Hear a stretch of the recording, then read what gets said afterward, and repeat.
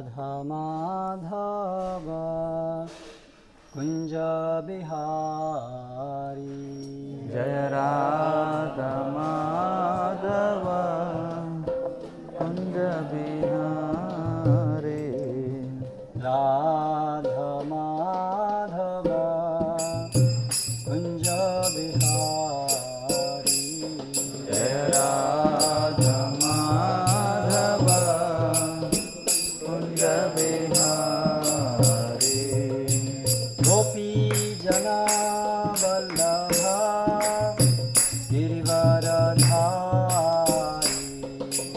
गोपी जना वल्लभा गिरिवरधारी गोपी जना वल्लभा गिरिवरधारी गोपी जना वल्लभा गिरिवरधारी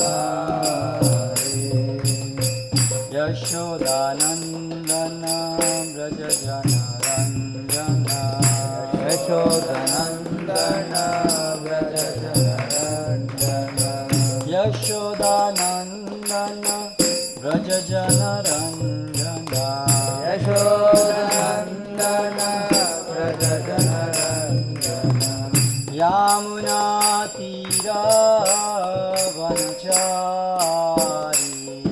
यामुना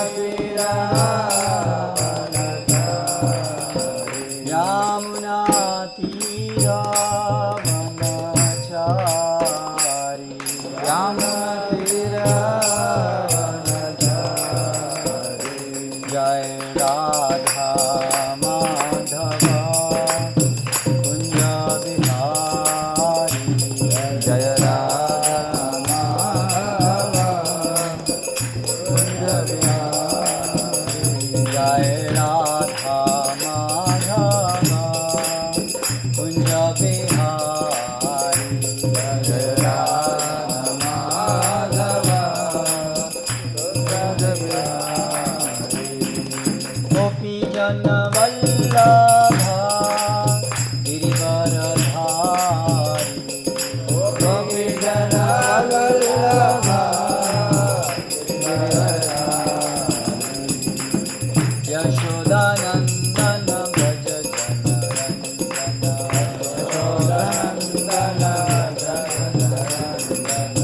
यशोदानंदन व्रज जनरंजन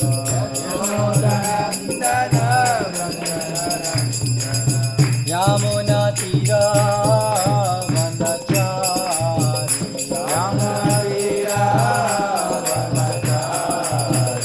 जय राधा माधव कुंज बिहारी जय राधा माधव कुंज बिहारी जय ओम विष्णुपाद परमहंस परिव्राजकाचार्य स्तोत्र श्री श्रीमद अभय चरणारविंद भक्ति वेदांत स्वामी श्री प्रभुपाद की जय। जय ओम विष्णुपाद परमहंस परिव्राजकाचार्य स्तोत्र श्री श्रीमद भक्ति सिद्धांत सरस्वती गोस्वामी श्री प्रभुपाद की जय। अनंत कोटि वैष्णव वृंद की जय। नामाचार्य श्रील हरिदास ठाकुर की जय। प्रेम से कहो श्री कृष्ण चैतन्य प्रभु नित्यानंद श्री अद्वैत गदाधर श्रीवासादि गौर भक्त वृंद की जय। श्री श्री राधा कृष्ण गोप गोपीनाथ श्याम कुंड राधा कुंड गिरि गोवर्धन की जय। वृंदावन मथुरा धाम की जय। नवदीप मायापुर धाम की जय। भक्ति देवी की जय। तुलसी महारानी की जय। समवेत भक्त वृंद की जय। गौर प्रेमानंदे हरि हरि नमो विष्णुपादाय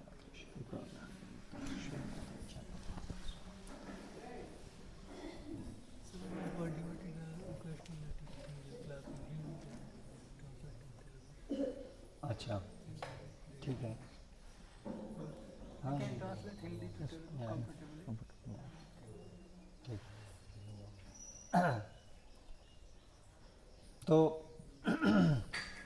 ओम नमो भगवते वासुदेवाय। ओम नमो भगवते वासुदेवाय। ओम नमो भगवते वासुदेवाय। ओम नमो भगवते वासुदेवाय। ओम नमो भगवते वासुदेवाय। ओम नमो भगवते वासुदेवाय। पिछली 2 कक्षाओं में मुख्य रूप से हम ये चर्चा कर रहे हैं कि कैसे ये जो ग्रामीण प्रकल्प है भक्ति के लिए सुविधाजनक है। గడిచినటువంటి 2 తరగతుల్లో మనం చర్చించాం ఏ విధంగా ఈ గ్రామీణ వాతావరణం ఏదైతే ఉందో ఇది మన భక్తియుత సేవకి చాలా అనుకూలమైనది అని చెప్పి जो प्रथम कक्षा थी उसमें सार क्या था, कैसे ये प्रकल्प भक्ति के लिए साधक है। మరి మొదటి తరగతిలో మనం ఏం చర్చించాం, అసలు ఈ భక్తికి ఇదొక ఏ విధంగా సాధనం అనేటువంటిది మనం చర్చించాం. देखते हैं आप में से कितने लोग ध्यान से सुने, कितना ध्यान रखे, याद रखे। మరి చూద్దాం మీలో ఎంతమందికి మనం చర్చించిన గుర్తుందో, ఎంత ఏకాగ్రతతో మీలో ఎంతమంది వింటున్నారో చూద్దాం. తెలుగు చెప్పినాను కదా, వేరే వాళ్ళకి హిందీ కావాలి. यस, याद है किसी को प्रथम कक्षा का सार क्या था, कैसे भक्ति के लिए ये प्रकल्प सुलभ है। మరి ఎవరికైనా గుర్తుందా మొదటి తరగతిలో మనం ఎలా చర్చించాం, ఈ యొక్క ఏర్పాటు ఏదైతే ఉందో ఇది భక్తి కోసం ఎంత సులభమైనటువంటి విధానం అని చెప్పి.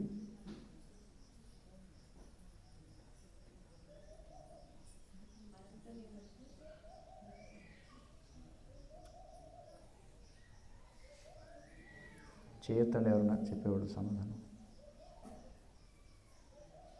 Achahara and Prayasa will not be there. What is that? Achahara and Prayasa, you can avoid being in this community.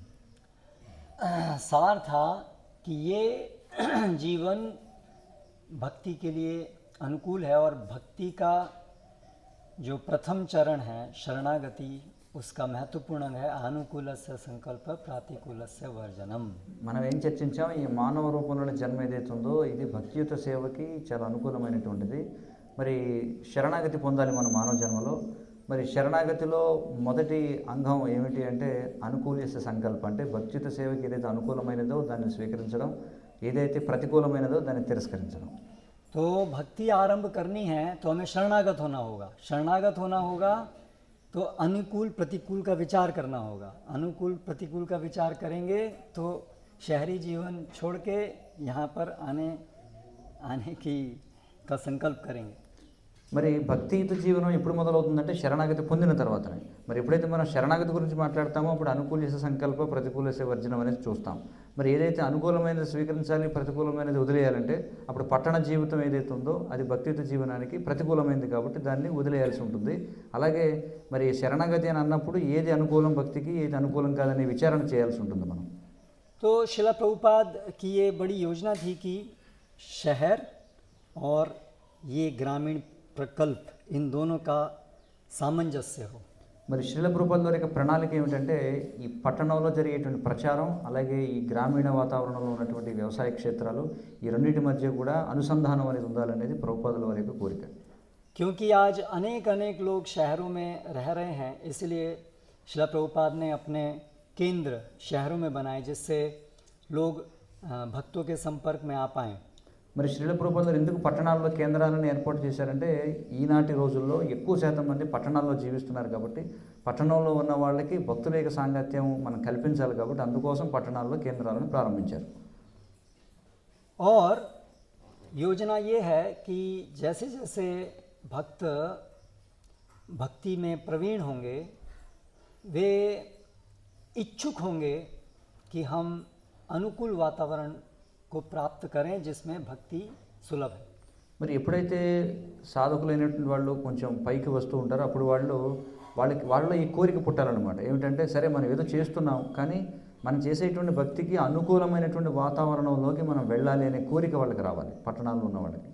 तो फिर उनके लिए ऐसे प्रकल्प हों जिससे वे अपने शहरी जीवन से को छोड़ करके ऐसे प्रकल्प में आकर के रहें और भक्ति में आगे और प्रगति करें. మరి ఆ విధంగా ఎవరైతే భక్తిలో గంభీరంగా ముందుకు వెళ్ళాలి, భక్తికి అనుకూలమైన వాతావరణంలోకి వెళ్ళాలని అనుకుంటారో అలాంటి వాళ్ళకి ఈ గ్రామీణ క్షేత్రాలు ఏవైతే ఉన్నాయో ఇవి ఒక వేదికలాగా ఉపయోగపడతాయి. కాబట్టి వాళ్ళు ఇక్కడికి వచ్చి వాళ్ళు ఇంకా భక్తిలో ముందుకు వెళ్ళేటువంటి అవకాశాన్ని ఇస్తాయి.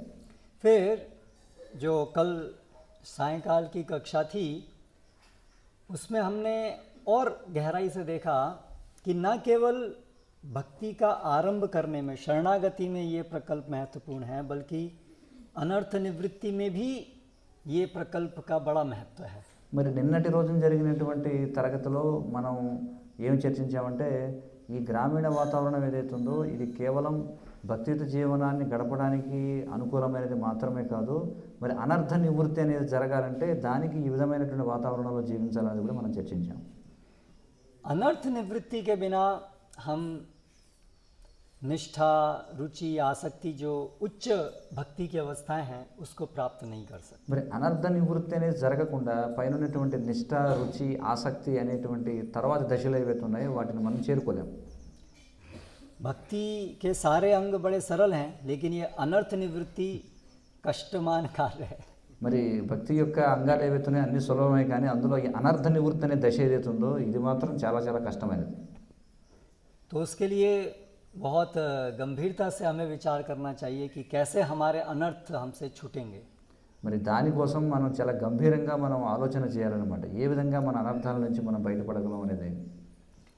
तो अभी हम श्रील प्रभुपाद के वार्तालापों से कुछ पढ़ेंगे जहाँ श्रील प्रभुपाद हमें बता रहे हैं कि अनर्थ निवृत्ति कैसे हो. మరి ఇప్పుడు మనం శ్రీల ప్రభుపాదుల వారు చేసినటువంటి ప్రస్తావనలు ఏవైతే ఉన్నాయో వాటిని మనం చదువుదాం. అందులో శ్రీల ప్రభుపాదుల వారు ఆ ప్రస్తావనల్లో అసలు అనర్థ నివృత్తి అనేది ఎలా జరుగుతుందనే దాని గురించి చెప్పారనమాట. तो श्रीमद् भागवतम का जो प्रथम स्कंद 7वां अध्याय 6वां श्लोक है, अनर्थोपशमम साक्षात भक्ति योगम अधोक्षजे. శ్రీమద్ భాగవతం మొదటి స్కందం 7వ అధ్యాయంలో ఉన్నటువంటి శ్లోకం ఇప్పుడు చెప్పినటువంటిది. उसके प्रवचन में श्रील प्रभुपाद ऐसा बोलते हैं. మరి ఆ శ్లోకంపై ఇచ్చినటువంటి ప్రవచనంలో శ్రీల ప్రభుపాదుల వారు ఈ విధంగా చెబుతున్నారు. We were discussing this verse yesterday, anartha. ప్రభుపాదుల వారు అంటారు, నిన్న మనం ఈ శ్లోకం గురించి చర్చిస్తున్నాం, ఈ పదం గురించి, అనర్థ అనే దాని గురించి. This anartha means this material civilization. ఈ అనర్థం అంటే ఏమిటి? ఈ భౌతికమైనటువంటి నాగరికత. ये पूरा भौतिक सभ्यता ही प्रभुपाद बोलते हैं ये अनर्थ है. అసలు ఈ భౌతిక నాగరికత ఏదైతే ఉందో ఇదంతా కూడా అనర్థం అని చెప్తున్నారు ప్రభుపాదులు వారు. क्योंकि आत्मा के लिए इस भौतिक जगत में आने की कोई आवश्यकता नहीं थी. ఎందుకంటే ఆత్మకి అసలు ఈ భౌతిక ప్రపంచంలోకి రావాల్సినటువంటి అవసరం ఏమీ లేదు అసలు. हम अपनी इच्छाओं के कारण इस भौतिक जगत में आए, మనం మన కోరికల కారణం చేత ఈ భౌతిక ప్రపంచంలోకి వచ్చాం. इसलिए ये हमारे लिए अनर्थ है. అందుచేత ఈ భౌతిక జీవితం ఏదైతే ఉందో ఇదంతా మనకి అనర్థం. ఇది अनर्थ जो आवश्यक नहीं है, जिसका कोई उपयोग नहीं है. అనర్థం అంటే ఏమిటి? దేని వలన ఎలాంటి ఉపయోగం లేదో దాన్ని అనర్థం అని చెప్పుకుంటారు. तो शास्त्र के अनुसार हमारा पूरा जीवन इस भौतिक जगत में है. अभी इस अनर्थ को छोड़ने के लिए प्रयास. మరి ఈ భౌతిక ప్రపంచంలో శాస్త్రం మనకి ఏ విధంగా జీవించమని చెప్తుందంటే ఈ భౌతిక ప్రపంచాన్ని త్యజించడానికి మనం చేయాల్సినటువంటి ప్రయత్నం ఎలా ఉండాలో బోధిస్తుంది శాస్త్రం. श्रील प्रभुपाद आगे कहते हैं, there is no need and still we have accepted it.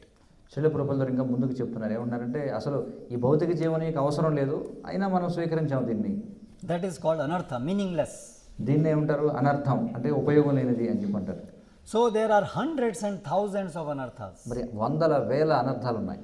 As it is stated, Shrotavyadini Rajendra Nirnam Santi Sahasrashah. Sahasrashah means thousands and thousands. సహస్రశ అంటే ఏమిటి? వేలకు వేలుగా ఉన్నాయి అనర్థాలు.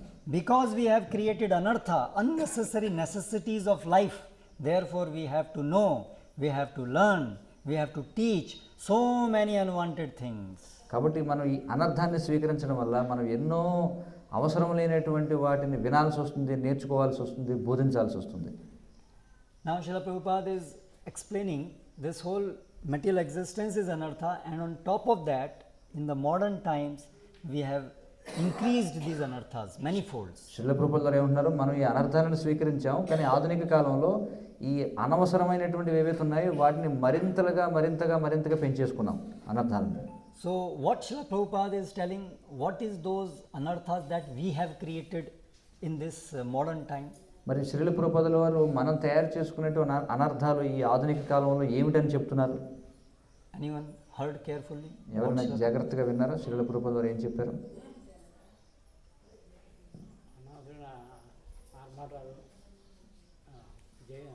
పుట్టినరోజు జరుపుకోవడం కూడా పుట్టినరోజు చెప్తారు, చనిపోయిన పుట్టినరోజు జరుపుకోవడం. Telling so many are there like celebrating birthday parties, all these things. Yeah, here Prabhupada, what did he say? ఇక్కడ శ్రీల ప్రభుపాదుల వారు ఏం చెప్పారు? ఖచ్చితంగా Unnecessary necessities of life. This is what Prabhupada says. These are the anarthas created by us. Srila ప్రభుపాదుల వారు ఇక్కడ ఏమంటున్నారంటే అనవసరమైనటువంటి జీవిత అవసరాలు మనం ఏవైతే ఇక్కడ సృష్టించుకున్నామో వాటిని అనర్థాలు అని చెప్పుకుంటున్నారు. And then Prabhupada is saying, therefore, we spend so much time and energy to know so many things, to learn so many things, to teach so many things. Unwanted. అందుచేత మనం Sorry, English हो गया दोबारा से. అందుచేత మనం ఎన్నో అనవసరమైనటువంటి వాటిని అనవసరమైనటువంటి అవసరాలను పెంచుకోవడం వల్ల ఆ అనవసరమైనటువంటి అవసరాలతో మనం ఎలా వ్యవహరించాలో నేర్చుకోవడం కోసం మన యొక్క శక్తిని సమయాన్ని వృధా చేసుకుంటున్నాం మనం. तो आज विद्यालयों में कितना कितना समय हम निकालते हैं, कितने कितने साल, 25-30 साल निकालते हैं. మరి ఈ రోజుల్లో మన విద్యా వ్యవస్థ చూసినట్లయితే అసలు ఎన్ని సంవత్సరాలు మనం చదువుకోవడానికి ఉపయోగిస్తున్నాం?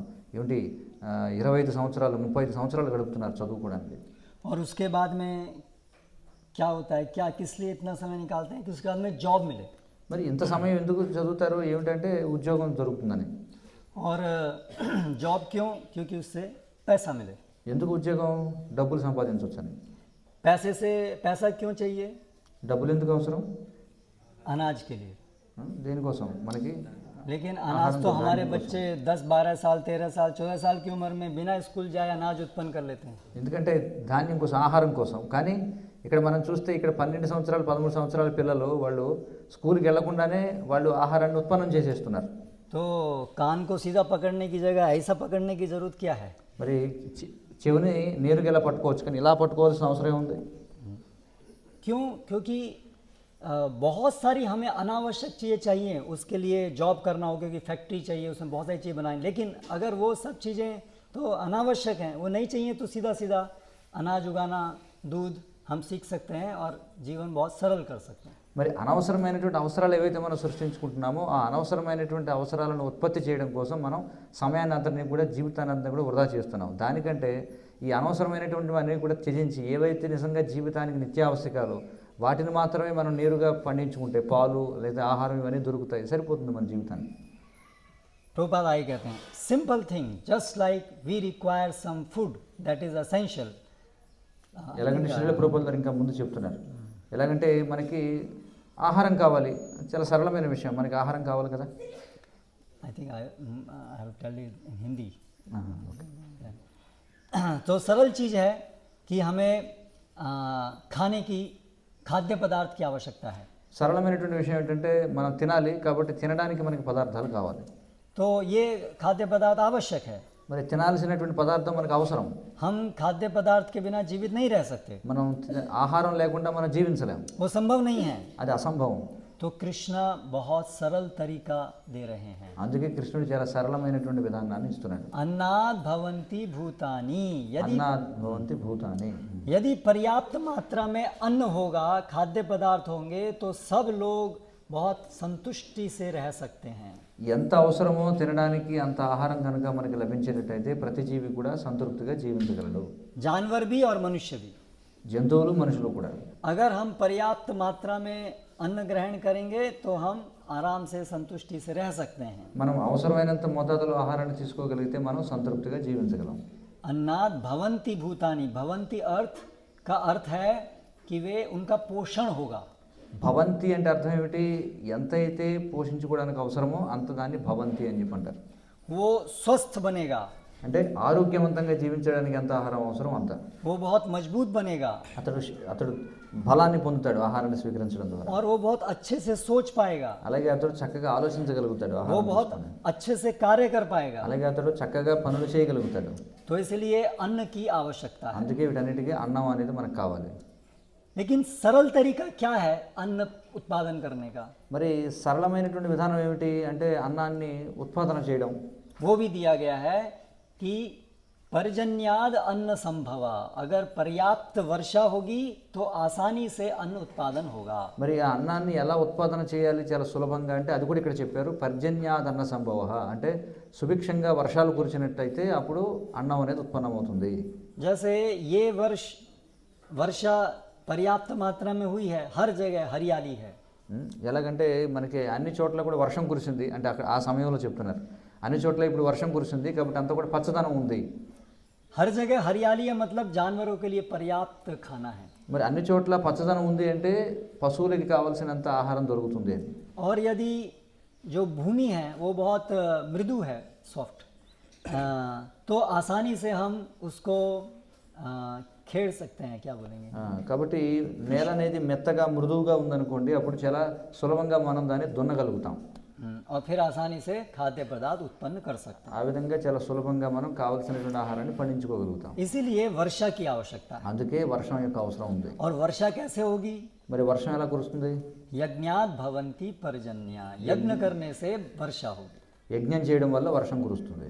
तो कलयुग के अंदर केवल हमें यज्ञ करना है भगवान को संतुष्ट करने के लिए. यज्ञ संकीर्तन प्राय यजंति ही सुमेधशः. మరి కలియుగంలో మనం భగవంతుని సంతృప్తిపరచడానికి యజ్ఞం చేయాలి. మరి ఏమిటా యజ్ఞం? యజ్ఞై సంకీర్తనప్రాయే రజంతి సుమేధసః.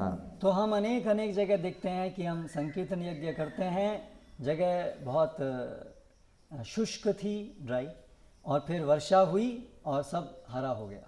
మరి మనం చూస్తాం చాలా చోట్ల మనం సంకీర్తన చేస్తుంటాం. సంకీర్తన చేసేటప్పుడు అక్కడ అంతా కూడా ఎండిపోయి శుష్కంగా ఉంటుంది. కానీ ఎప్పుడైతే సంకీర్తన చేస్తామో వర్షం పడి అంతా కూడా మళ్ళీ పచ్చదనం అనేది వచ్చేస్తుంది. तो ये व्यावहारिक है, चीज़ें बड़ी सरल हैं. కాబట్టి ఇది వ్యవహారికమైనటువంటిది అంటే విషయాలు చాలా సులభంగా జరుగుతాయి అంతే. किंतु हम क्या कर रहे हैं, खाद्य पदार्थ उत्पादन करने की जगह हम गुडईयर टायर्स बना रहे हैं. కానీ మనం ఏం చేస్తున్నాం, తినడానికి కావాల్సినటువంటి ఆహారాన్ని ఉత్పన్నం చేయడం మానేసి పెద్ద పెద్ద కంపెనీల టైర్లు తయారు చేస్తున్నాం అనమాట. టైర్లు తయారు చేసుకుంటున్నాం. तो क्या हम कैसे खाएंगे फिर? మరి మనం ఎలా తినగలుగుతాం టైర్లను తయారు చేసుకుంటే? अभी खाने की कमी है खाद्य पदार्थ की, लेकिन हम गुडईयर टायर्स नहीं खा सकते हैं. ఇప్పుడు మనకి తినడానికి ఆహారం కావాలి కానీ గుడ్డియర్ కంపెనీ టైర్లను మనం తినగలమా? किंतु लोगों का ध्यान ऐसी औद्योगिक उत्पादन करने में विक्षिप्त कर दिया गया है. కానీ ఇప్పుడు ప్రస్తుతం ఏమైపోయింది, జనుల యొక్క శక్తి ఇదంతా కూడా ఏమిటంటే అనవసరమైనటువంటి ఏవైతే ఉన్నాయో వాటిని ఉత్పత్తి చేయడంలో వారి యొక్క సమయం అంతా కూడా పూర్తిగా పిండి వేయబడుతుంది అనమాట. They are given allurement. Come here, I shall give you 20 rupees per day. వాళ్ళకి అందరికి కూడా ఆకర్షిస్తున్నారనమాట. రండి మీకు రోజుకి 20 రూపాయలు జీతం ఇస్తామని అప్పట్లో. You give up your agriculture activities, you come in the factory. Sorry, again, okay.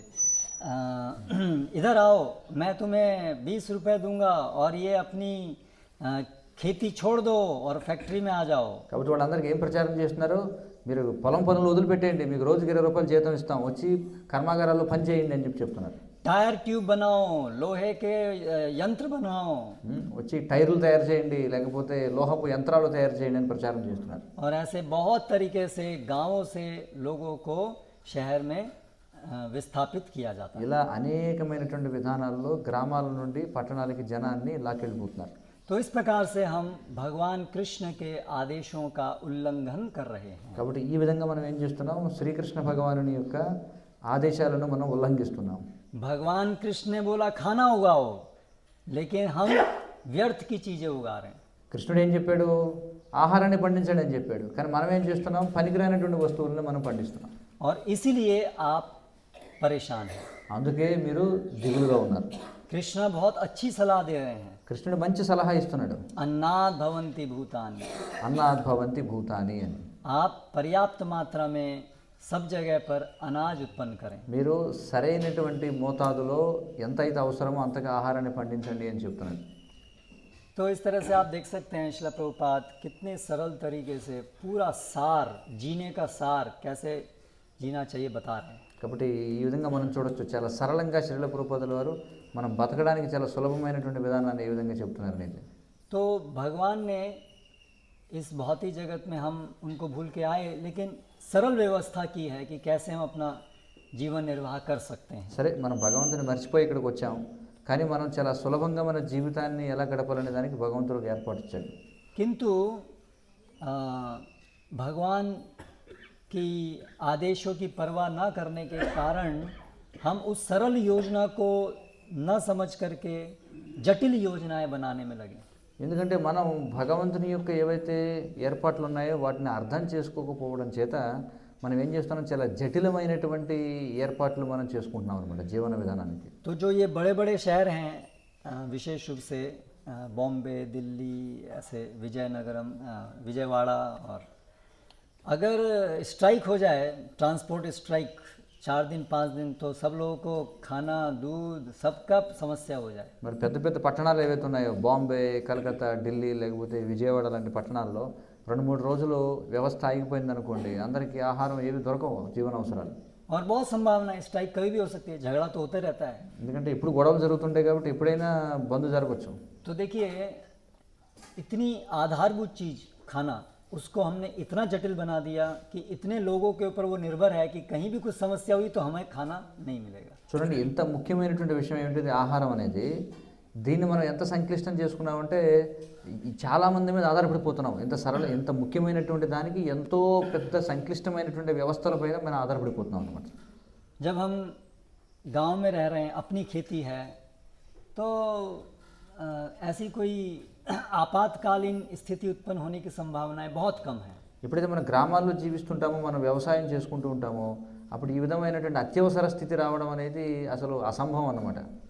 हमने उदाहरण दिया कोरोना का, तब भी ये समझ में आया कि गांव में तो ये समस्या नहीं है, क्योंकि कोरोना हो नहीं हो हम अपना उत्पादन कर सकते हैं और खा सकते हैं। ఉదాహరణకి కరోనా సమయంలో మనం చెప్పుకున్నాం, మరి గ్రామాల్లో ఉన్న వాళ్ళకి దానివల్ల ఎలాంటి ప్రభావం లేదు, ఎందుకంటే అక్కడ ఏం జరిగినా పట్టణాల్లో వీళ్ళ ఆహారాన్ని వీళ్ళు పండించుకుంటారు, తింటారు. तो फिर क्यों हम सब लोग गांव छोड़ करके शहर चले गए? మరి మనం ఎందుకని గ్రామాలను విడిచిపెట్టి పట్టణాలకు వెళ్ళిపోయాం? हाँ, प्रलोभन, ప్రలోభం చేత. तेलुगु ऑल्सो प्रलोभन, मैंने संस्कृत वर्ड्स। तो कार चलाने को मिलेगी, मोबाइल चलाने को मिलेगा, इसीलिए बस ये छोटी छोटी बच्चों के खेल जैसे प्रलोभन से हम लोग ये गांव छोड़ करके सब शहर चले गए। మన ప్రలోభాల కారణంగా ఏమిటి, మీరు పట్టణానికి వెళ్తే మీరు కారు తోలొచ్చు, లేకపోతే ఆ యంత్రం ఉంటుంది, ఇది ఉంటుంది, చక్కగా అక్కడికి వెళ్ళి అది చేయొచ్చు, వినోదం చేయొచ్చు. ఈ ప్రలోభాలకు గురై మనం వెళ్ళిపోతున్నాం అన్నమాట. और फिर कार चलाने को मिलेगा और फिर एक्सीडेंट होगा और हड्डी टूट जाएगी या तो मर जाएंगे, वो उससे उसका और एक फ़ायदा होगा। పట్టణానికి వెళితే చక్కగా కారు తోలొచ్చు, కానీ కారు తోలితే దానికి మరికొన్ని బహుమానాలు కూడా ఉన్నాయి. ప్రమాదాలు జరగవచ్చు, ప్రమాదం అయిందనుకోండి ఎముకలు ఇరిగిపోతే ఆసుపత్రికి వెళ్ళాలి, ఆసుపత్రికి వెళ్తే వైద్యం చేయించుకోవాలంటే డబ్బులు కావాలి. तो ये पूरा पागलपन है। ఇదంతా కూడా పిచ్చితనం అనమాట. इस प्रभुपाद बोलते हैं, जब हम इस भौतिक जगत में आए तो हम पागल हैं, हमारे को बहुत बीमार हैं, बुखार है हमको 100 डिग्री। మరి శ్రీల ప్రభుపాద గారు చెప్తారు, మరి ఎప్పుడైతే ఆధ్యాత్మిక ప్రపంచం నుంచి భౌతిక ప్రపంచానికి వచ్చామో అప్పుడు మనకి జ్వరం ఎంత ఉంది, ఉష్ణోగ్రత ఎంత ఉందంటే 100 డిగ్రీల ఉష్ణోగ్రత ఉందట. लेकिन अभी हम उस ज्वर को कम करने की जगह और बढ़ा रहे हैं, 104 डिग्री, 105 डिग्री। ఇప్పుడు మనం ఆ జ్వరాన్ని తగ్గించుకోవడం మానేసి మనం ఏం చేస్తున్నాం, ఉష్ణోగ్రతను పెంచుకుంటున్నాం అనమాట. 105 డిగ్రీలు, 104 డిగ్రీలు. तो इसलिए ये प्रकल्प जो हैं अपने उस बढ़ाए हुए बुखार को वापस कम से कम 100 डिग्री और फिर उसके द्वारा और कम नॉर्मल डिग्री पे लाने के लिए। కాబట్టి ఈ ఏర్పాటు ఏదైతే ఉందో ఈ వ్యవసాయ క్షేత్రాలు దేనికోసం అంటే ఆ ఉష్ణోగ్రతని పెంచడం కాకుండా వీలైనంతగా తగ్గించుకోవడానికి అనమాట.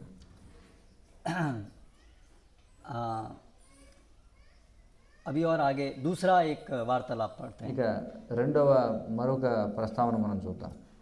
प्रभुपाद, ये प्रकल्प को बढ़ाने की आवश्यकता है, सादा जीवन उच्च विचार। శ్రీల ప్రభుపాద వారు చెప్తున్నారు, ఈ సాదా జీవనం అలాగే ఉన్నతమైనటువంటి విచారం అంటే ఉన్నతమైనటువంటి ఆలోచన, దీనిని మనం ముందుకు తీసుకెళ్లాల్సిన అవసరం ఉంది ఎంతో అంటారు.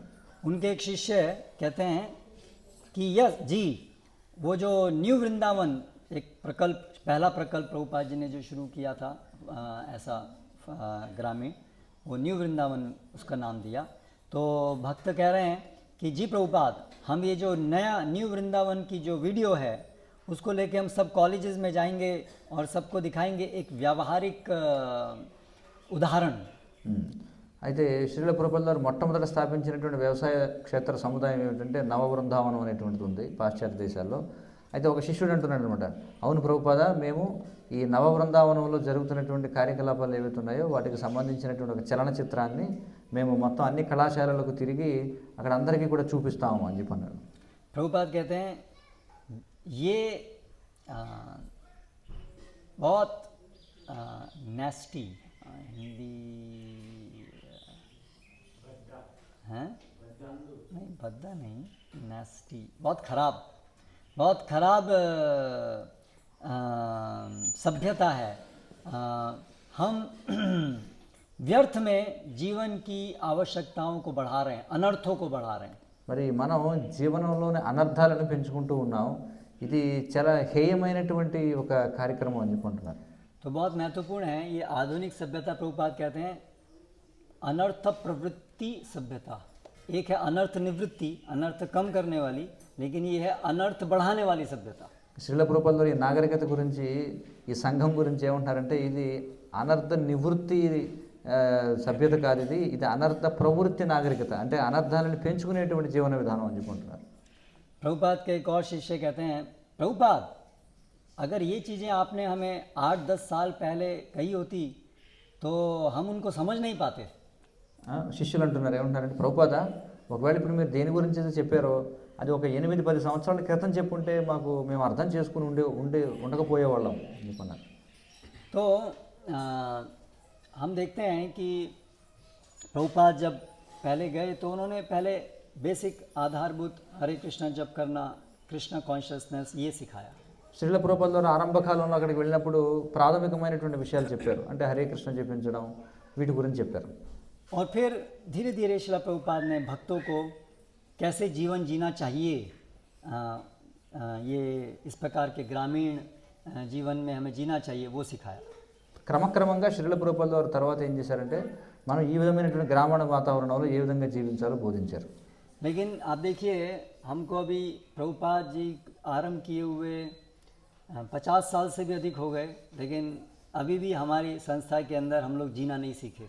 కానీ చూడండి, మీరు 50 సంవత్సరాలు అయిపోయింది శ్రీల ప్రభుపాదుల వారు ఇదంతా ప్రారంభించి, కానీ మన సంస్థలో ఇంకా మనం ఆ విధంగా జీవన విధానాన్ని గడపడాన్ని మనం నేర్చుకోలేదు. तो जो हम कल देख रहे थे, प्रभुपाद जी की जो पूरी योजना थी क्रांति लाने की, उसके 4 चरण थे। నిన్న మనం చెప్పుకున్నాం, శ్రీల ప్రభుపాదుల వారు ఏదైతే ఈ విప్లవం తీసుకురావాలనుకున్నారో దానికి 4 చరణాలు ఉన్నాయి, 4 పాదాలు ఉన్నాయి దానికి. पहला चरण क्या था? మొదటి చరణం ఏమిటి? हरिनाम संकीर्तन, హరినామ సంకీర్తనం. पुस्तक वितरण के द्वारा, अलग अलग नगर संकीर्तन के द्वारा कैसे न कैसे लोगों तक भगवान का ये संदेश पहुँचे। కాబట్టి నగర సంకీర్తన ద్వారా, పుస్తక వితరణ ద్వారా, ఉత్సవాల ద్వారా ఏదో ఒక విధంగా జనులకు ఈ కృష్ణ చైతన్య సందేశాన్ని అందించాలి. दूसरा था मंदिरों की स्थापना, जिसके द्वारा साधु संग मिले उनको, जिनके अंदर अभी थोड़ी श्रद्धा उत्पन्न हुई है। తర్వాత ఏం చేశారు? రెండవ చరణం ఏమిటి? సాధు సాంగత్యాన్ని ఇవ్వడం కోసం ఏం చేశారు? ఈ దేవాలయాలను, ఆశ్రమాలను నిర్మించారు. అంటే ఎవరెవరికైతే లోపల ఈ బీజం ఉందో దాన్ని అభివృద్ధి చేయడం కోసం. अभी जो लोग नियमित साधु संग कर रहे हैं और इसकी वजह से प्रगति कर रहे हैं, फिर उनकी आध्यात्मिक दीक्षा हो। తర్వాత ఏమిటి చరణం అంటే ఎవరైతే ఈ విధంగా శ్రద్ధ కలిగి ఉన్నారో వారికి ఆధ్యాత్మిక దీక్షను ఇవ్వడం, ఇది మూడవ చరణం. और फिर उसके उपरांत आगे प्रगति करने के लिए, अनर्थ निवृत्ति के लिए वे ऐसे भक्त लोग जो हैं वो इस प्रकार से प्रकल्प में रहें जहाँ वे खुद अपना अनाज इत्यादि आधारभूत आवश्यकताएं उत्पन्न करें। ఇక నాలుగవది ఏమిటి చరణం అంటే అనర్థ నివృత్తి జరగడం కోసం భక్తులు ఈ విధమైనటువంటి గ్రామీణ వాతావరణంలో ఉంటే వాళ్ళ అనర్థ నివృత్తి అనేది త్వరగా జరుగుతుంది, దాన్ని దాటి ఇంకా ముందుకు వెళతారు. అది ఏర్పాటు. तो प्रभुपाद जी ने ये 4 ही स्टेप्स, 4 सोपान ही बताए, మరి శ్రీల ప్రభుపాదుల వారు ఈ 4 అడుగులే చెప్పారు మనకి. क्योंकि अनर्थ निवृत्ति के बाद में गाड़ी अपने आप चलती है। ఎందుకంటే అనర్థ నివృత్తి అయిపోయింది అనుకోండి, బండి దానంతట అదే వెళ్ళిపోతుంది ముందుకు. जब गाड़ी खराब होती है तो पहले धक्का लगाना पड़ता है, ఎప్పుడైతే బండి పాడైపోయినప్పుడు ఏం చేస్తాం, వెనకాల నుంచి తోయాల్సి వస్తుంది కదా. फिर गाड़ी शुरू हो जाती है, इंजन शुरू हो जाता है, तो हम भी गाड़ी में बैठ करके जाते हैं। ఎప్పుడైతే ఆ తోసిన తర్వాత బండి స్టార్ట్ అయింది అనుకోండి, మనం కూడా బండిలో కూర్చొని తోలుకుంటూ వెళ్ళిపోవచ్చు. तो अनर्थ निवृत्ति के बाद में फिर भक्ति में प्रगति का रास्ता आसान है। అనర్థ నివృత్తి జరిగిన తర్వాత భక్తిలో ప్రగతి అనేది చాలా సులభంగా జరుగుతుంది అనమాట. इसलिए श्रील प्रभुपाद ने पूरे संसार में श्रद्धा, साधु संग, भजन क्रिया, अनर्थ निवृत्ति की पूरी योजना हमको बना करके दी। అందుకే శ్రీల ప్రభుపాదుల వారు మొత్తం ప్రపంచంలో మనకి శ్రద్ధ, తర్వాత సాధు సంఘం, తర్వాత భజన క్రియ, అనర్థ నివృత్తికి ఏర్పాట్లు చేశారు మనకి. तो अभी हमारी संस्था में जो पहले 3 चरण हैं वो तो फिर भी अलग अलग जगह पे उसका प्रचार हुआ है, वो स्थापित हुए हैं। మన యొక్క సంస్థలో మనం చూస్తే మొదటి 3 ఏవైతే ఉన్నాయి, శ్రద్ధ, సాధు సంఘం, భజన క్రియ, వీటికి ఏర్పాట్లు అన్ని చోట్ల కూడా చక్కగా చేయబడి ఉన్నాయి, జరుగుతూ ఉన్నాయి. लेकिन ये जो चौथा चरण था प्रभुपाद जी का, अनर्थ निवृत्ति के लिए मुख्य रूप से और अनुकूल जीवन जीने के लिए, वो हम लोग स्थापित अभी तक नहीं किए हैं। కానీ ఈ అనర్థ నివృత్తికి కావాల్సినటువంటి ఏర్పాట్లు ఏవైతే ఉన్నాయో వాటిని మన సంస్థలో ఇప్పటివరకు మనం చేయలేకపోయాం. इसी की वजह से बहुत सारे जो भक्त हैं वो प्रगति करते हैं, फिर एक समय आकर के ऐसा लगता है वहीं रुक गए हैं। అందుకే మనకి ఏమనిపిస్తుందంటే, ఒక భక్తుడు ఒక స్థాయి వరకు పురోగమిస్తాడు, తర్వాత ఏమనిపిస్తుందంటే ఇంక అక్కడే చిక్కుకుపోయాడు, అక్కడే ఉండిపోయాడు అనిపిస్తుంది. क्यों? क्योंकि अनर्थ निवृत्ति कैसे हो उसका पूरा आयोजन नहीं है, तो वो अनर्थ निवृत्ति तक आकर के रुक जाते हैं और फिर वहीं के वहीं रह जाते हैं। आगे प्रगति बहुत धीरे धीरे धीरे होती है। ఎందుకంటే అనర్థ నివృత్తి జరగడానికి కావాల్సినటువంటి ఏర్పాటు లేకపోవడం చేత వాళ్ళు అనర్థ నివృత్తి దాకా వచ్చి ఇక అది ఎలా నివృత్తి చేసుకోవాలో తెలియక ఇంక అక్కడే ఉండిపోతారనమాట. इसलिए यदि हम अपने जीवन में आगे प्रगति करना चाहते हैं, अनर्थ निवृत्ति के आगे और प्रचार करना चाहते हैं, तो हमें श्रील प्रभुपाद जी का ये जो चौथा चरण है उसको भी स्थापित करना होगा। మరి మనం ఒకవేళ అనర్థ నివృత్తి దశను దాటాలి అనుకుంటే శ్రీల ప్రభుపాదుల యొక్క 4వ చరణం ఏదైతే ఉందో, ఏమిటది, ఈ యొక్క వ్యవసాయ సముదాయాలను స్థాపించడం, అది మనం చేయాల్సి ఉంటుంది.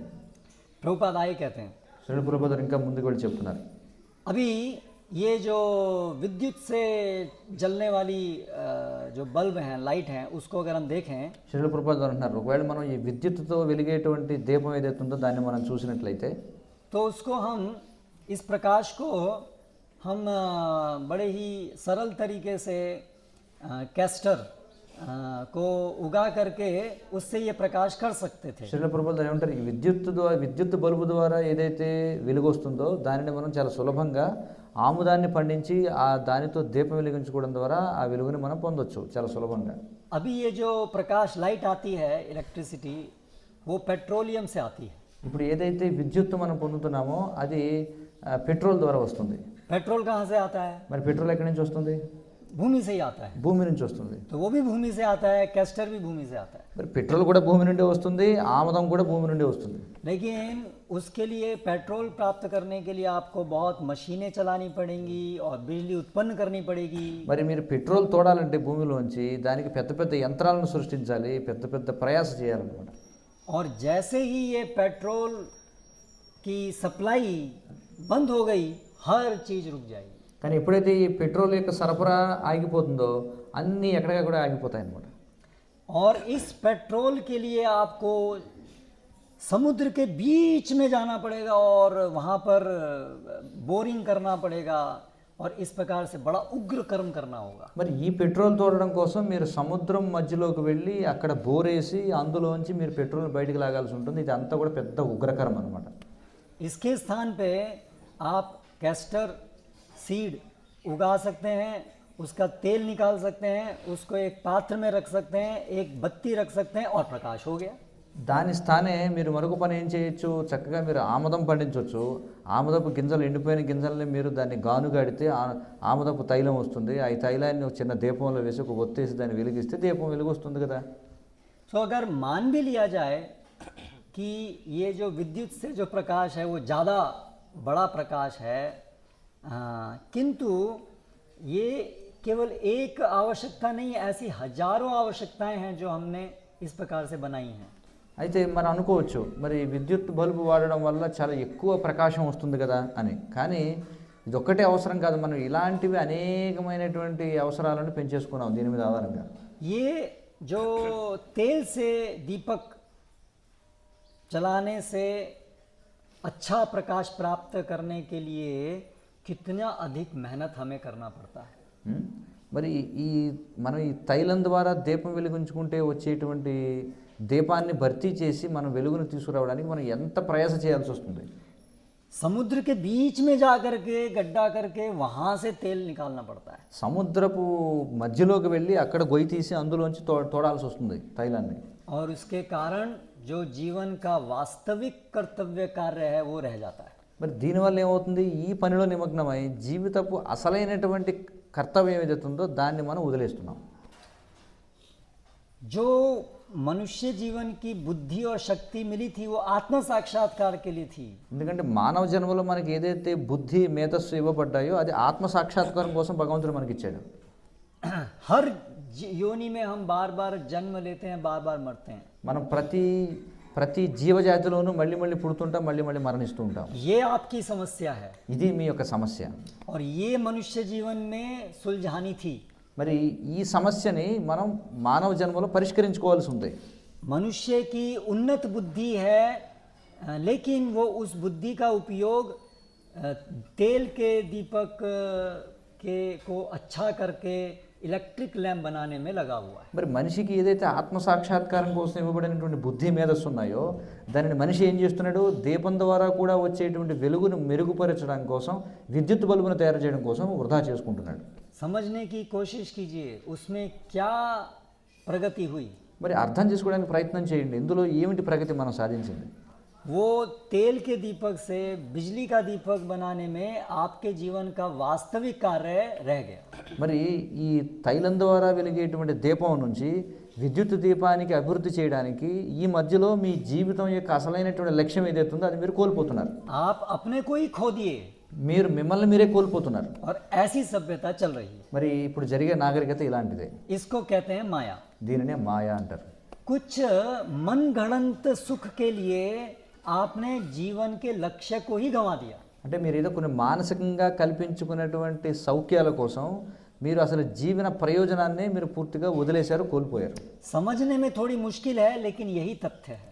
అర్థం కావడం కొంతమంది కష్టం, కానీ ఇదే వాస్తవంగా తత్వం.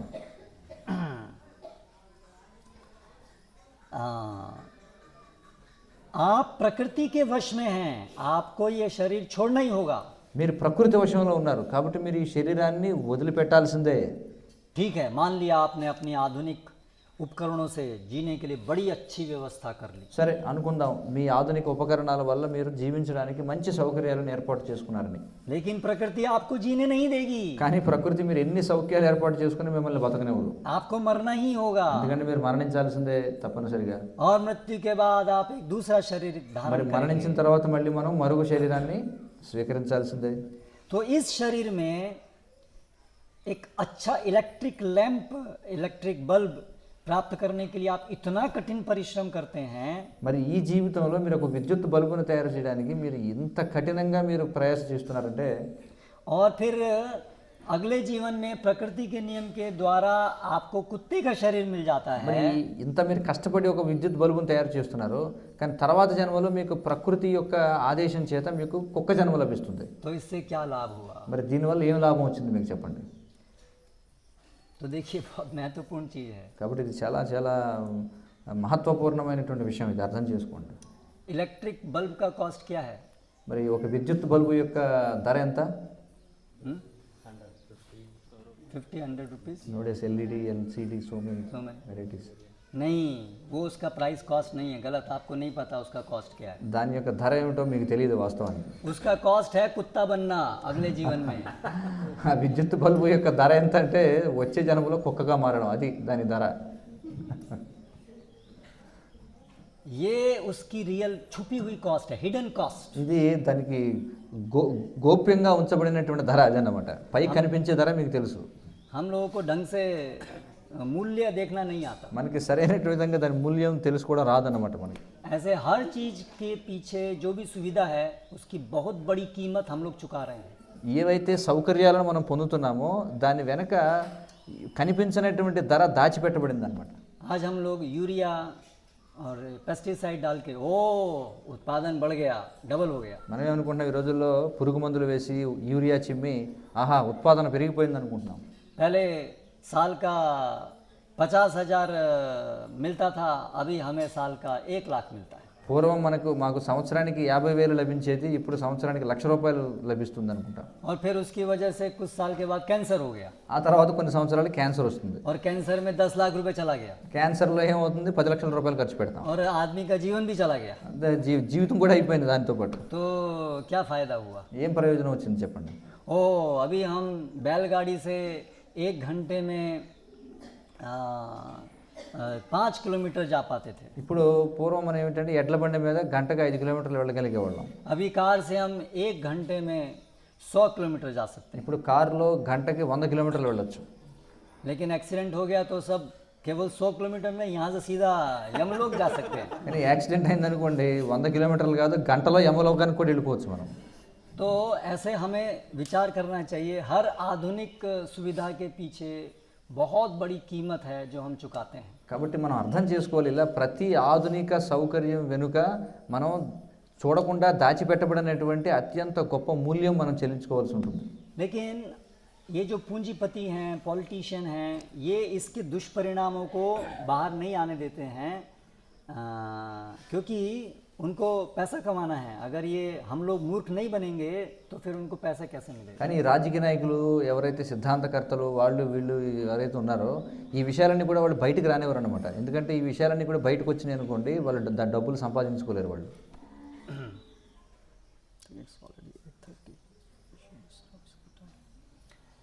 तो कहने का तात्पर्य ये है कि श्रील प्रभुपाद हमें बहुत स्पष्ट रूप से ये बताए हैं कि हमें तो बुद्धिमान होना चाहिए. भक्त तो बहुत बुद्धिमान होते हैं, तो कम से कम ये समझना चाहिए कि ये जो आधुनिक जीवन शैली है ना इस जीवन के लिए अच्छी है और ना भक्ति के लिए अच्छी है.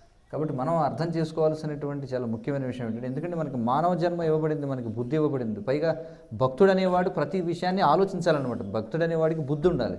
కాబట్టి ప్రతిదీ కూడా ఏ విధంగా జరుగుతుంది, దీని వెనకాల మనం చెల్లించుకున్నటువంటి మూల్యం ఏమిటి, ఈ విషయాలన్నీ కూడా మనం తెలుసుకోవాలి. భక్తికి ఏది అనుకూలం ఏది అనుకూలం కాదు ఇవన్నీ తెలుసుకోవాలి మనం. अभी उसी प्रकार शिक्षा आप देख लीजिए, आज शिक्षा के नाम पे कितना पैसा हम लोग खर्च करते हैं. ఉదాహరణకి మీరు చదువు చూడండి, ఈ రోజుల్లో విద్య పేరుతో మనం ఎంత ధనాన్ని ఖర్చు పెడుతున్నాం. और उससे क्या मिलता है? దానివల్ల ఏం వస్తుంది మనకి? चरित्र हनन, ఏమవుతుంది, మన చరిత్రహీనులుగా అయిపోతాం.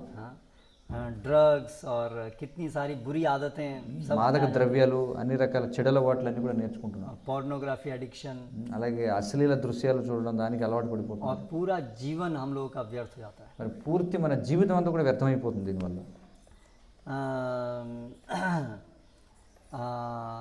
और वो पैसा कमाते हैं, लेकिन इतना सारा लोन, इतना सारा पैसा पहले उसको पढ़ाई करने के लिए खर्च करते हैं. మరి మనం అసలు చదువుకి ముందే ఆ చదువు చదవడానికి ఎంత ధనం ఖర్చు పెడుతున్నాం మనం.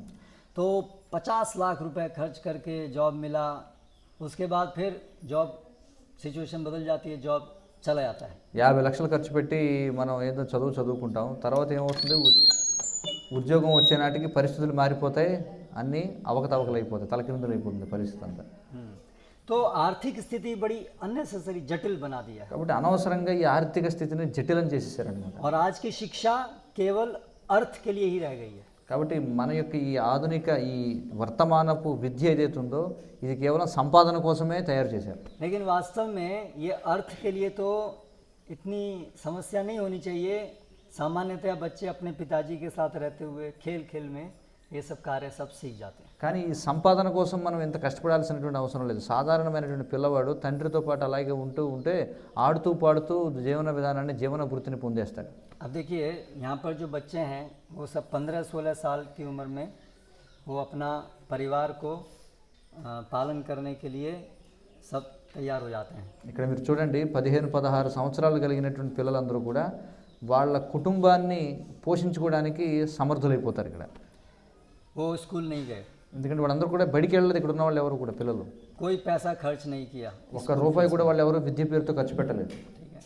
और उनको व्यवसाय मिल गया, उनको जीविकोपार्जन का तरीका मिल गया ఎందుకంటే వాళ్ళకి వ్యవసాయం లభించింది, జీవన వృత్తికి కావాల్సిన ఏర్పాటు లభించింది.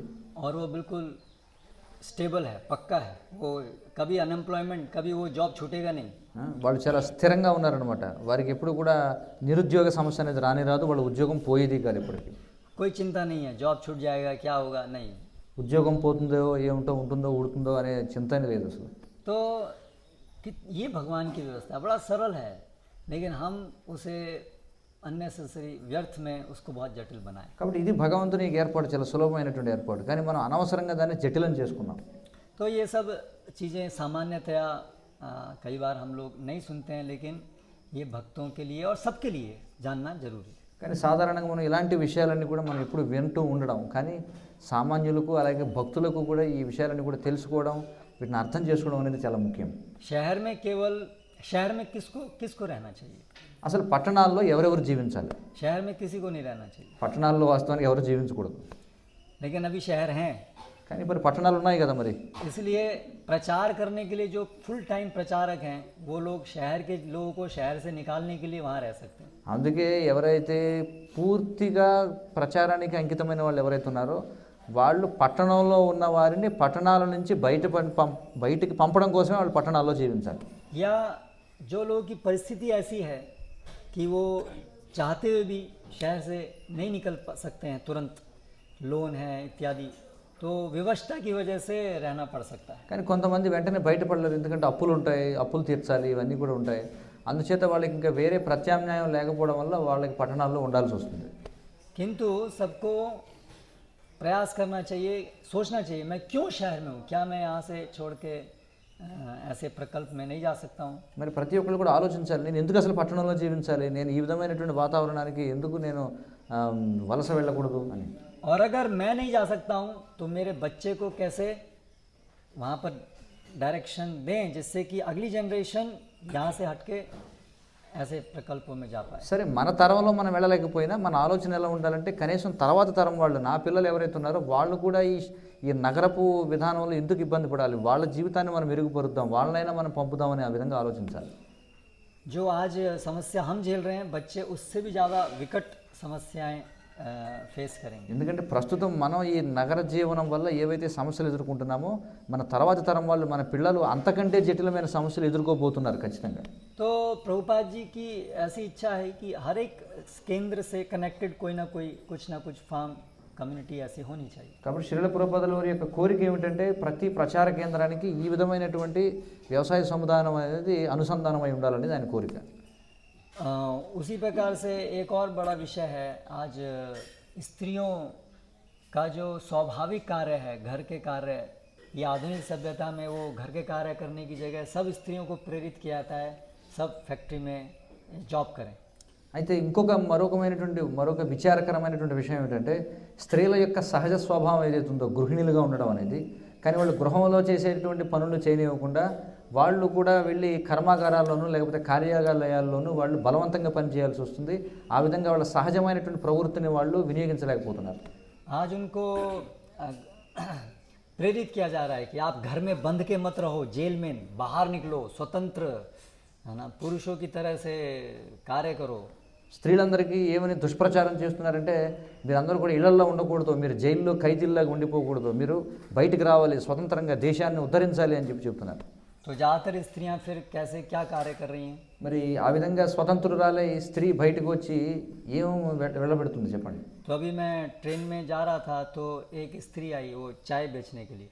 నేను చూశాను, నేను ట్రైన్లో ప్రయాణం చేస్తున్నాను, ఒక స్త్రీ ఆవిడ టీ అమ్మడానికి వచ్చింది. वो पहले अपने घर में रह करके अपने पति बच्चों के लिए खाना बनाना और उनको सर्व करती, उसकी जगह वो लोगों को सर्विस कर रही है. ये उसकी स्त्री की प्रगति है. స్త్రీ అంతకుముందు ఏమై ఉండాలి, తన భర్తకు తన పిల్లలకు ఇంట్లో వండి పెట్టాల్సి ఉంది, కానీ ప్రగతి పేరుతో ఇప్పుడు ఏం చేస్తుంది, రైల్లోకి వచ్చి ఎవడో తెలియనటువంటి అనామకుడికి టీ సప్లై చేయాల్సి వస్తుంది అనమాట. अभी ऑटो रिक्शा ड्राइवर यहाँ पर अलग से पिंक ऑटो बनाया लेडीज़ के लिए. ఇప్పుడు ఇక్కడ ఆటో రిక్షా డ్రైవర్లు ఇక్కడ ఏం చేస్తారంటే స్థానికంగా ఒక ఏమంటారు పింక్ కలర్లో ఉండేటువంటి, అంటే రోజా పువ్వు రంగులో ఉండేటువంటి ఒక ఆటోని తయారు చేశారంటే స్త్రీల కోసం అది కేవలం. फिर स्त्रियाँ कंडक्टर हैं, అలాగే స్త్రీలు కండక్టర్లుగా ఉంటున్నారు బస్సులో. ड्राइवर भी हैं। డ్రైవర్లుగా కూడా ఉంటున్నారు స్త్రీలు. तो ये कितनी कृत्रिम है कि स्त्रियों का जो गृहिणी होना, संतान उत्पन्न हो, उनका प्रेम पूर्वक ध्यान परिवार का, उसकी जगह पर पुरुषों के साथ संपर्क और उनकी सेवाओं में लगी हैं। మరి స్త్రీలు తమ యొక్క స్వీయ ప్రవృత్తి ఏమిటంటే చక్కగా భర్తకు అలాగే కుటుంబానికి పిల్లలకు చక్కగా వాళ్ళందరినీ కూడా చక్కగా చూసుకోవాల్సింది పోయి ఇప్పుడు ప్రగతి పేరుతో ఏమైపోతుందంటే వాళ్ళ పరపురుషులతో కలిసి వాళ్ళ యొక్క నిజ ప్రవృత్తికి వ్యతిరేకంగా నడుచుకుంటూ కష్టాలకు గురవ్వాల్సి వస్తుంది.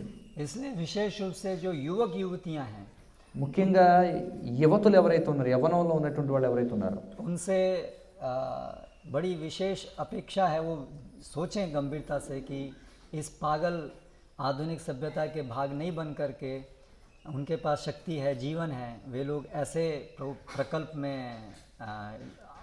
जुड़ सकते हैं. కాబట్టి ఎవరైతే యవ్వనంలో ఉన్నటువంటి యువతులు ఎవరైతే ఉన్నారో వాళ్ళు ఈ దుష్ప్రచారానికి ప్రలోభాలకి గురి కాకుండా, ఎందుకంటే వారి దగ్గర నారీ శక్తి ఏదైతే ఉందో ఆ శక్తిని ఈ విధమైనటువంటి సముదాయాల్లోకి వచ్చి వారి యొక్క నిజశక్తిని ఏ విధంగా వినియోగించుకోవాలనేది వాళ్ళు ఆలోచించాలి. और बाकी सब लोग भी किसी न किस तरह से, उन्हें सबको चाहिए कि इस प्रकल्प में कहीं ना कहीं किस तरह से जुड़ें, या तो बच्चों को भेजें, प्रचार करें इसके विषय में, किसी न किस तरह से सबको जुड़ना चाहिए. కాబట్టి ప్రతి ఒక్కరికి ఏదో ఒక విధంగా ఏదో ఒక స్థాయిలో ఈ విధమైనటువంటి సముదాయాలతో అనుసంధానం కావాలి.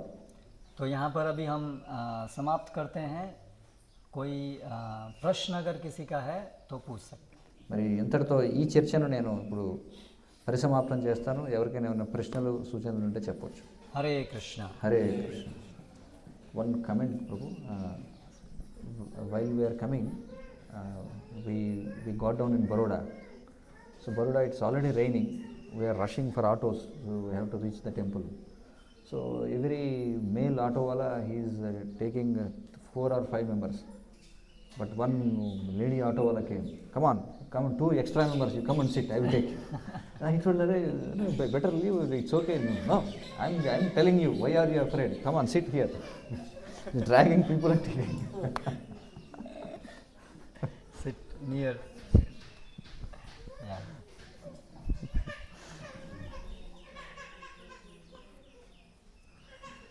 कोई प्रश्न? हाँ.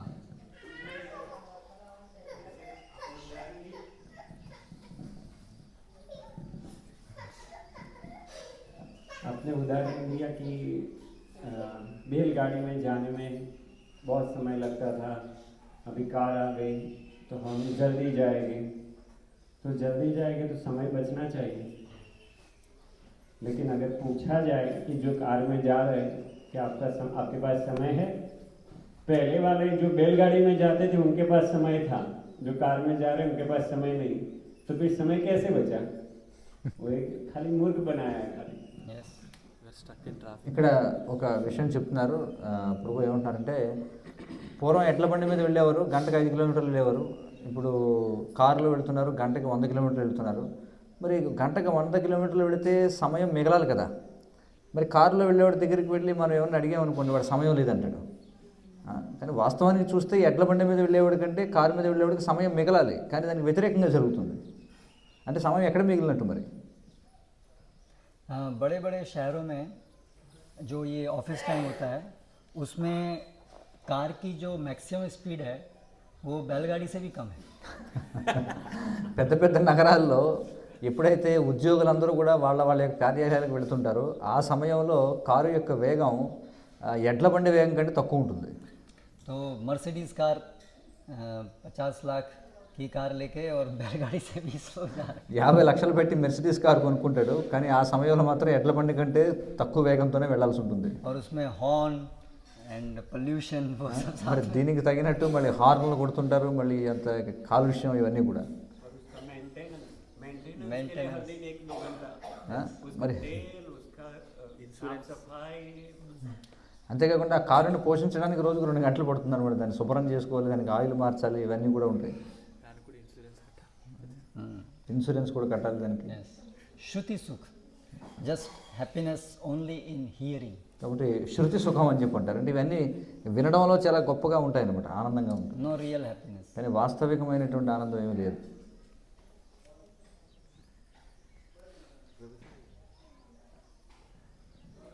artificial intelligence and deep fake news. All these are happening right now, and artificial intelligence is prevalently expanding day by day. And one more thing, today or somehow anywhere else after decades of years, it will act against us. As like that, we are facing autoimmune disorders like gout and rheumatoid arthritis. All these things, it is acting against our immunity. The cell already forgotten their duty.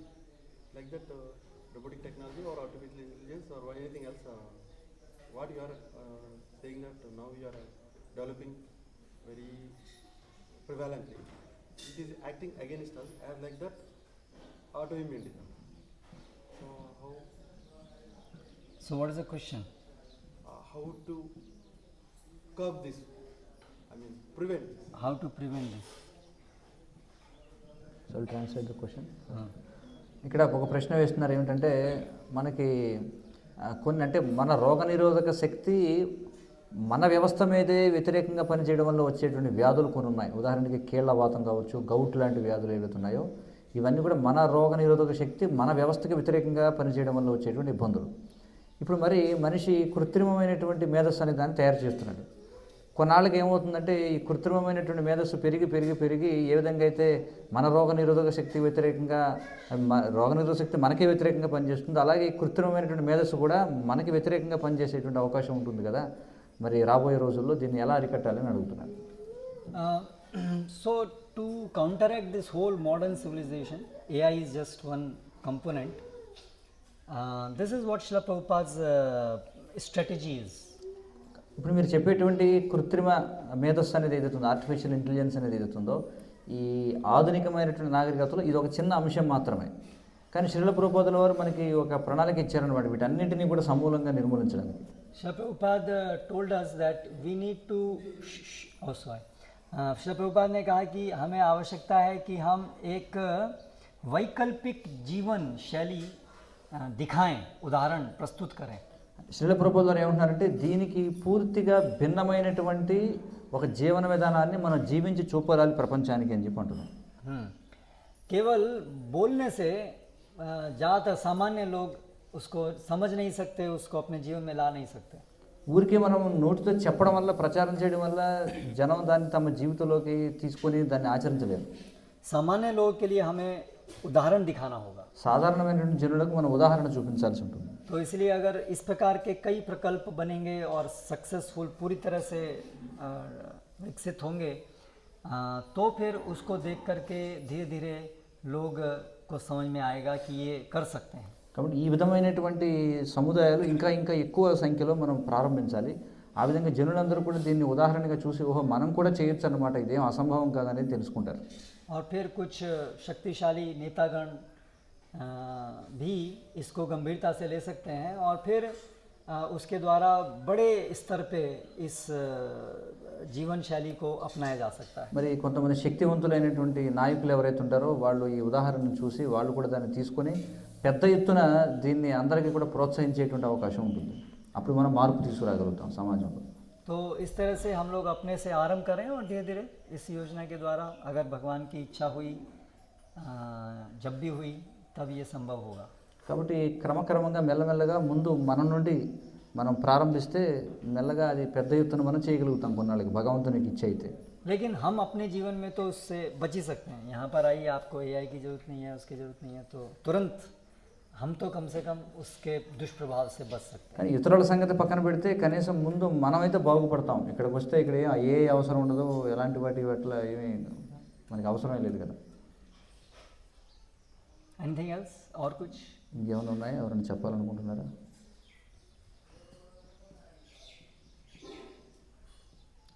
ठीक है, समाप्त करते हैं. हरे कृष्णा कृष्ण कृष्ण हरे हरे, హరే రామ రామ రామ హరే. श्री गौर निताई की जय. श्रील प्रभुपाद की जय. इस ग्रेस अविसाची प्रभु की जय.